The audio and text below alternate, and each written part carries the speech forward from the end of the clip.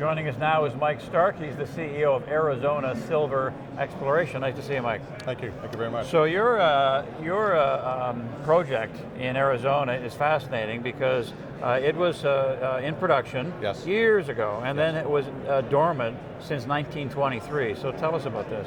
Yes, it's went dormant for one reason was the War Act that took place, and most mines, almost 90% of the mines were closed down because the effort was pushed towards the war. And in that time that it closed down, it actually flooded. So roughly about 100 feet from the surface, it's all flooded. So any other company over the years just ignored it and just refused to know? My VP of Exploration, Greg Hahn, kept a very close eye on it because in the early 80s, it was jumped on by Marathon Gold, and they did a drill exploration program. Very minor though, they didn't really find the right spots, we'll say, so they let it lapse. And then it was taken over by another private individual, and here we are almost 45 years later, and we became lucky to grab a hold of it. So what's special about it? Well, what we found is the original workings was about 100-foot interval, 100 feet wide, excuse me, and they drilled down to 500 feet wide, and it's a one solid stope of solid material. On average, I got to be careful here because exact numbers are important, but their average rate was about 3/4 of a gram, 3/4 of an ounce to an ounce, and depending on where they were in the system, sometimes it was above an ounce. But that entire wall, the cavity, was mined out down to 500 feet. They took 77,000 ounces as well, sorry.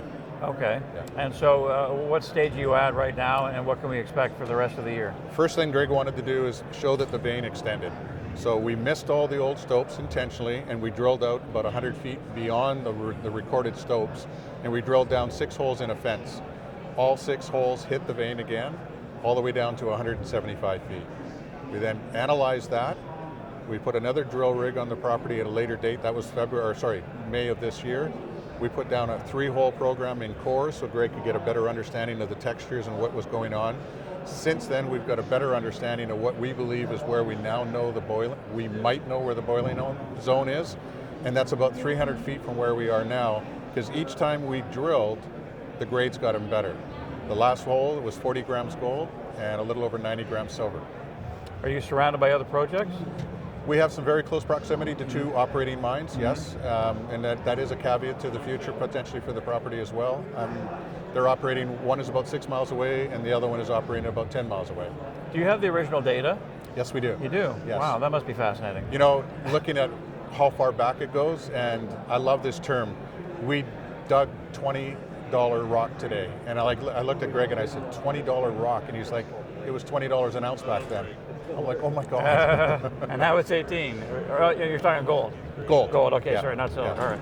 Okay, so, and you're nicely financed, and you told me off air that the management has a lot of skin in the game. We do, and I'm proud of that because it shows commitment from our end, but it also shows that we're taking just as much of a risk as the shareholder is, but we own about 35% internally with the 5 directors. Outside of that, about 61% is held by family, friends, and very, very close associates.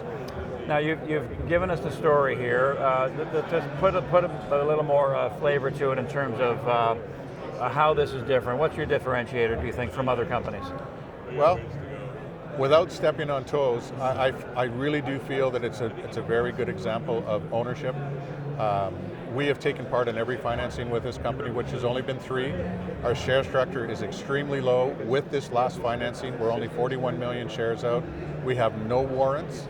All the financings were done without a warrant, excluding the last one, which was done with half a warrant. So from an overhead or a pressure on the stock, there is none. And for management to be involved that highly, I think that's credibility. All right, thanks, Mike. Good luck, and we'll be watching. Look forward to it. Okay, good stuff. Thanks again. Mike Stark, CEO of Arizona Silver Exploration. All right, that was good. Hopefully, yeah. No,